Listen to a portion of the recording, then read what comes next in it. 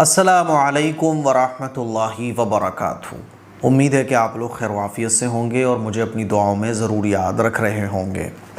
آج ہم لوگ جانیں گے 17ویں پارے کا خلاصہ۔ 17واں پارہ شروع ہو رہا ہے سورہ الانبیاء سے، اور اس سورت کا نام سورہ الانبیاء اس لیے ہے کیونکہ تقریباً 17 انبیاء کا ذکر اس سورت کے اندر آیا ہے۔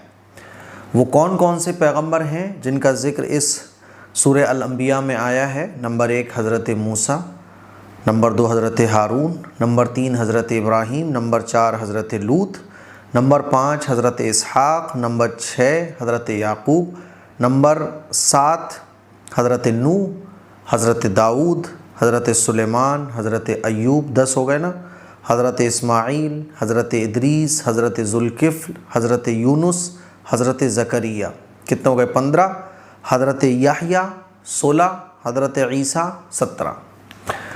یہ 17 انبیاء کا تذکرہ ہے سورت کے اندر۔ یہ 17 نام بھی آپ اپنے بچوں کے رکھ سکتے ہیں۔ اللہ تعالیٰ نے حضرت ابراہیم علیہ السلام کا واقعہ بیان فرمایا کہ کیسے انہوں نے اپنی قوم کو دعوت دی، اپنے والد کو سمجھایا، قوم کے لوگوں کو سمجھایا کہ اللہ کی عبادت کرو جس نے ہمیں اور تمہیں بنایا ہے۔ تم یہ بتوں کو پوجتے ہو جن کو تم خود اپنے ہاتھوں سے بناتے ہو، انہی کو تم پوجتے ہو۔ تو قوم والوں کو سمجھ میں نہیں آیا۔ ایک دن وہ لوگ میلے میں گئے، ان کے ہم ایک میلہ لگا، تو حضرت ابراہیم علیہ السلام نے سوچا کہ چلو آج اچھا موقع ہے، ان کو سمجھانے کی ایک ترکیب میں کرتا ہوں۔ انہوں نے سارے جو ان کے معبودان باطلہ تھے قوم کے، پتھر کے اور کاغذ کے، درخت کے، اپنے جو ہاتھوں سے انہوں نے بنا کے رکھے ہوئے تھے، کئی چھوٹے چھوٹے جو بت تھے ان کے سر الگ کر دیے، اور ایک بڑا بت تھا اس کے ہاتھ میں ہتھوڑا دے دیا۔ اب لوگ آئے واپس تو دیکھا کہ جن خداؤں کو یہ پوجا کرتے تھے سب ٹوٹے پڑے ہیں۔ تو ہنگامہ ہو گیا، کہہ رہے بھائی ہم لوگ تو میلے میں گئے تھے، پیچھے ہمارے بتوں کو کسی نے توڑ دیا ہے۔ تو لوگوں نے کہا کہ وہ ابراہیم ہے نا، وہی اس طرح کی حرکت کر سکتا ہے، کیونکہ ابراہیم ہی ہے جو ہمیں بتاتا ہے کہ یہ ان کی عبادت نہ کرو اور اللہ کو مانو، ایک خدا کو مانو۔ حضرت ابراہیم علیہ السلام کو بلوا لیا گیا۔ تو حضرت ابراہیم علیہ السلام نے کہا بھائی میں ایسا کیوں کروں گا؟ تم جس کو پوچھتے ہو یہ بڑا والا، اسی سے معلوم کر لو نا۔ بڑا والے کو چھوڑ دیا تھا صحیح سلامت، اسی کے ہاتھ میں تو ہتھوڑا پکڑا دیا تھا، اسی سے پوچھ لو بڑے والے سے، جن کو تم پوچھتے ہو یہ خود تمہیں بتا دیں گے۔ تو لوگ کہنے لگے ارے ابراہیم یہ بات تھوڑی نہ کر پاتے ہیں، یہ بول تھوڑی پاتے ہیں، نہ یہ سن پاتے ہیں۔ تو حضرت ابراہیم علیہ السلام نے سمجھایا کہ جب یہ سن نہیں پاتے، یہ بول نہیں پاتے، تو پھر کیسے یہ تمہارے خدا ہو سکتے ہیں؟ قوم والے ٹینشن میں آ گئے کہ یہ کیا باتیں ہو گئیں، اور غصے میں بھی آ گئے۔ حضرت ابراہیم علیہ السلام کو آگ میں ڈالنے کی پلاننگ کر لی، ایک لمبی چوڑی آگ جلائی گئی۔ وہ ترکی کے اندر وہ جگہ موجود ہے سانلی عرفہ میں، جہاں حضرت ابراہیم علیہ السلام کو آگ میں ڈالا گیا تھا۔ آگ میں ڈالنے کی پوری تیاری کر لی گئی، اللہ تعالیٰ نے آگ کو ٹھنڈا کر دیا، اور اس کے بعد پھر قلنا یا نار کونی بردا وسلاما علی ابراہیم، اللہ نے حکم فرمایا کہ اے آگ حضرت ابراہیم پر ٹھنڈی ہو جا۔ پھر حضرت ابراہیم علیہ السلام وہاں سے مکۃ المکرمہ آ گئے اور خانہ کعبہ کی تعمیر فرمائی۔ بنیاد تو خانہ کعبہ کی پرانی ہے، وہ اللہ تعالیٰ نے بنیاد کی طرف حضرت ابراہیم علیہ السلام کو متوجہ کیا۔ حضرت ابراہیم علیہ السلام نے خانہ کعبہ کی تعمیر فرمائی، اور اللہ نے حکم دیا سورہ الحج کے اندر، آگے والی صورت میں، کہ تم اللہ کے گھر کی صفائی کرو، اللہ کے گھر کا حج کرو، نماز قائم کرو، جانور کو ذبح کرو، اور اللہ کے شاعر یہ ہیں۔ اللہ نے اپنے شاعر کو بیان فرمایا، اور اللہ تبارک و تعالیٰ نے یہ بھی بیان فرمایا کہ دنیا سے لوگ سواریوں پر سوار ہو کر اللہ کے گھر کے دیدار کرنے کے لیے آئیں گے۔ تو یہ پورا واقعہ ہے۔ اللہ تبارک و تعالیٰ نے حضرت نوح علیہ السلام کا بھی ذکر فرمایا، حضرت داؤد علیہ السلام اور حضرت سلیمان علیہ السلام کا واقعہ بھی بیان فرمایا کہ حضرت داؤد علیہ السلام کو اللہ تعالیٰ نے آواز بڑی پیاری عطا فرمائی تھی۔ سلیمان علیہ السلام کو بادشاہت بہت زبردست اور علم بھی، ہوائیں بھی حضرت سلیمان علیہ السلام کے تابع تھیں۔ جو سفر سالوں اور مہینوں کا ہوا کرتا تھا وہ چند گھنٹوں میں ہو جاتا تھا ہواؤں کے ذریعے۔ جنات حضرت سلیمان علیہ السلام کے تابع تھے، سمندر سے قیمتی قیمتی چیزیں نکال کر لایا کرتے تھے۔ اور ایک واقعے کا بھی اللہ تبارک و تعالیٰ نے ذکر فرمایا ہے کہ دو لوگوں میں جھگڑا ہو گیا۔ ایک آدمی کی کھیتی تھی، ایک آدمی کے بکرے اور بکریاں جانور تھے، تو جس کے پاس جانور تھے ان کے جانوروں نے جو ہے نا ایک آدمی کی کھیتی کو نقصان پہنچا اور ساری کی کھیتی کھا گئے، خراب کر دیا۔ یہ مسئلہ ہے حضرت داؤد علیہ السلام کے پاس، تو حضرت داؤد علیہ السلام نے کہا کہ بھائی بکری والے کو چاہیے کہ وہ اپنی بکریاں کھیت والے کو دے، کیونکہ اس کی کھیتی اتنی ہی نقصان کی ہو رہی ہے۔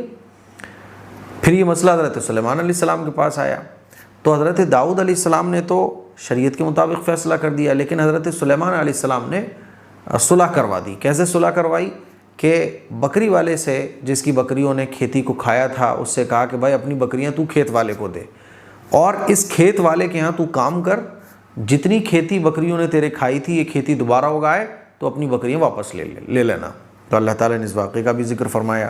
حضرت ایوب علیہ السلام، جن کو ایک بڑی بیماری لگ گئی تھی، ان کی بیوی کے علاوہ سارے لوگوں نے ان کا ساتھ چھوڑ دیا تھا، اور اس بیماری میں انہوں نے اللہ کو پکارا، انی مسنی الضر وانت ارحم الراحمین، کہ اللہ مجھے یہ تکلیف لگ گئی ہے اور تو ہی سب سے زیادہ رحم کرنے والا ہے۔ اللہ تعالیٰ نے حضرت ایوب علیہ السلام کو شفا عطا فرمائی، ان کی اولاد بھی، ان کو اولاد اور ان کا خاندان اور ان کو بہترین ان کی اولاد چلی۔ اسی طرح سے حضرت یونس علیہ السلام، وہ مچھلی کے پیٹ میں چلے گئے تھے، وہ اپنی علاقے سے گئے اور ایک کشتی میں سوار ہوئے، پھر کشتی سے جو ہے نا ان کو نکلنا پڑا، سمندر میں کودنا پڑا، تو ایک مچھلی نے ان کو نگل لیا۔ اس کے اندر انہوں نے دعا کی، لا الہ الا انت سبحانک انی کنت من الظالمین، ہے نا، اللہ تعالیٰ سے دعا مانگی، اللہ تعالیٰ نے حضرت یونس علیہ السلام کو بچایا۔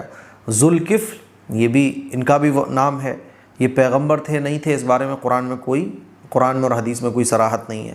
حضرت زکریا علیہ السلام، ان کے کوئی اولاد نہیں تھی، انہوں نے اللہ کو پکارا کہ اللہ میری ہڈیاں بوسیدہ ہو گئی ہیں، بال سفید ہو گئے ہیں، کمزوری ہے، بیوی بانجھ ہے، کیسے اولاد ہوگی؟ تو اللہ تعالیٰ نے حضرت یحییٰ عطا فرمائے۔ حضرت عیسیٰ علیہ السلام دیکھیں ماں کی گود میں بولے اور بغیر باپ کے اللہ تعالیٰ نے ان کو پیدا فرما دیا۔ اسی طرح سے حضرت اسماعیل، حضرت ادریس، حضرت ابراہیم علیہ السلام کو اللہ تبارک و تعالیٰ نے نیک صالح اولاد عطا فرمائی۔ تو یہ پیغمبروں کے واقعات ہیں، اور خاص طور پر حضرت ایوب اور حضرت یونس علیہ السلام اور حضرت ابراہیم اور پیغمبروں کے واقعات میں ایک سبق یہ بھی ہے کہ دیکھو اللہ سے مانگو، اللہ ہی پریشانیوں سے نکالنے والا ہے۔ حضرت ایوب علیہ السلام نے کس کو پکارا؟ اللہ کو پکارا۔ حضرت یونس علیہ السلام نے کس کو پکارا؟ اللہ کو پکارا۔ حضرت زکریا علیہ السلام نے کس کو پکارا؟ اللہ کو پکارا۔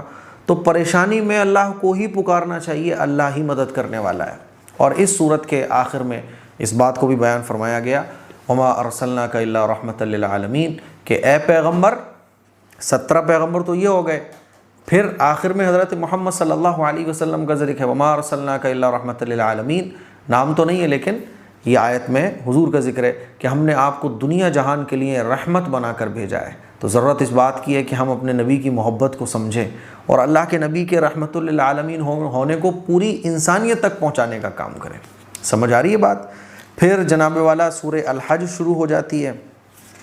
سورہ الحج کے اندر اللہ تبارک و تعالیٰ نے قیامت کا بھیانک زلزلہ جو آئے گا نا اس کو بیان کیا ہے۔ اللہ کیا فرماتا ہے دیکھیے ذرا، اس کو سن لیں، کیونکہ اللہ نے کیسے بیان کیا ہے اس کو ہر مسلمان کو پتہ ہونا چاہیے۔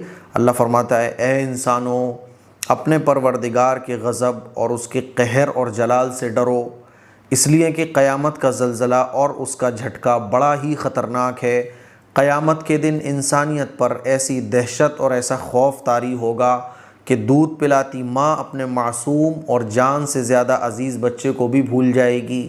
یا ایھا الناس اتقوا ربکم ان زلزلۃ الساعۃ شیء عظیم، اللہ فرماتا ہے کہ اے لوگوں، اپنے پروردگار سے ڈرو، اور قیامت کا جو زلزلہ ہوگا نا وہ بڑا خطرناک ہوگا کہ دودھ پلاتی ماں اپنے معصوم بچے کی جان، جس کو وہ جان سے زیادہ عزیز سمجھتی ہے، اس کو بھی بھول جائے گی۔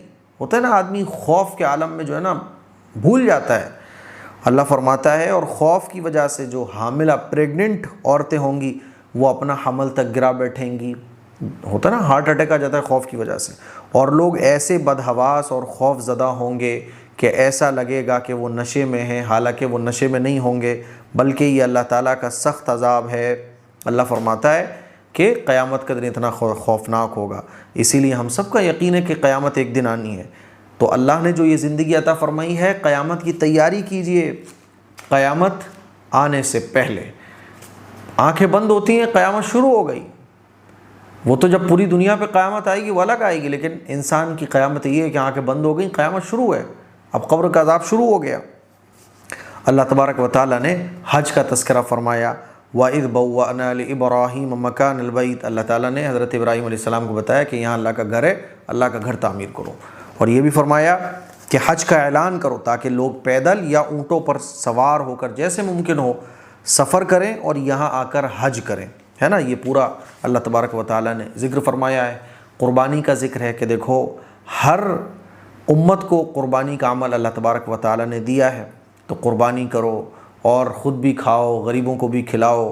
اور یہ بھی اللہ نے بیان فرمایا کہ اللہ کو تمہاری قربانی کا نہ گوشت پہنچتا ہے نہ خون پہنچتا ہے، اللہ کو تو تقویٰ پہنچتا ہے کہ بندے نے کس نیت سے اس عمل کو کیا ہے۔ اسی لیے اخلاص کے ساتھ قربانی کرو، قربانی میں دکھاوا نہیں ہونا چاہیے۔ پھر اللہ نے اپنی قدرت کو بیان کیا، جیسے کہ پچھلے پاروں میں بھی اللہ نے بیان کیا ہے، اور اللہ نے تمام انسانوں کو ایک مثال سے سمجھایا کہ دیکھو اللہ طاقت والا ہے۔ کیا مثال سے سمجھایا؟ اللہ تبارک و تعالیٰ نے فرمایا کہ لوگ اللہ کو چھوڑ کر جن چیزوں کی عبادت کرتے ہیں وہ ایک معمولی سی مکھی بھی اپنی قدرت سے پیدا نہیں کر سکتے۔ اللہ نے مکھی کو پیدا کیا، چیٹیوں کو پیدا کیا۔ اللہ تعالیٰ مشرکوں کو، کفار کو جو اللہ کو چھوڑ کر دوسروں کو خدا بنا کر ان کی عبادت کیا کرتے تھے، اللہ تعالیٰ ان کو یہ سمجھا رہا ہے کہ دیکھو جن چیزوں کی تم عبادت کرتے ہو وہ ایک معمولی سی مکھی بھی پیدا نہیں کر سکتے اپنی قدرت سے۔ یہاں تک کہ وہ سب جمع ہو جائیں تب بھی وہ اللہ کی بنائی ہوئی ایک مکھی تک نہیں بنا سکتے۔ ارے مکھی بنانا تو دور، مکھی اگر ان کے اوپر سے کوئی چیز لے کر چلی جائے تو وہ اس کو بھی نہیں واپس لا سکتے۔ اب اللہ تعالیٰ فرما رہا ہے کہ دیکھو کتنا افسوس ہے کہ کیسے یہ نالائق، نادان کہ اتنا سمجھانے کے بعد بھی نہیں سمجھ پا رہے ہیں۔ ایسے لوگ وہ ہیں جنہوں نے اللہ کی قدرت کو صحیح معنی میں نہیں پہچانا۔ تو اللہ بیان فرما رہا ہے کہ جن کو تم خدا بنا بیٹھے ہو یہ ایک مکھی نہیں بنا سکتے، سب مل کے بھی ایک مکھی نہیں بنا سکتے۔ ارے بنانا تو چھوڑو، ان کے اوپر مکھی آ کے بیٹھ جائے اس کو نہیں اڑا سکتے، مکھی کچھ لے جائے تو اس کو واپس نہیں لا سکتے۔ یہ تمہارے خدا کیسے ہو سکتے ہیں؟ وہ اللہ جس نے چیٹی کو بھی بنایا، انسانوں کو بھی بنایا، جناتوں کو بھی بنایا، پوری کائنات بنائی، اتنا بڑا سورج بنا دیا، اتنی بڑی کائنات بنا دی، خود تم اپنے اندر غور کر لو، اصل تو وہی ہے جس نے تم سب کو بنایا ہے۔ اللہ کہہ رہا ہے کہ اس اللہ کو پہچانو اور اللہ کی قدرت کو پہچان کر اللہ کی عبادت کرو جو اصل تمہارا معبود ہے۔ تو یہ 17ویں پارے کا خلاصہ تھا۔ مجھے امید ہے کہ آپ کو اچھے طریقے سے سمجھ آ گیا ہوگا۔ اس کلپ کو شیئر کریں، گھر پہ سب کو یہ خلاصہ قرآن دکھائیں، کیونکہ میں آپ لوگوں کے لیے ساری محنت کر رہا ہوں اور اپنے لیے بھی کر رہا ہوں، لیکن آپ لوگوں کے لیے بھی، تاکہ اللہ کا دین آپ تک پہنچے، قرآن میں اللہ کہتا کیا ہے یہ آپ کو پتہ چلے۔ السلام علیکم ورحمۃ اللہ وبرکاتہ۔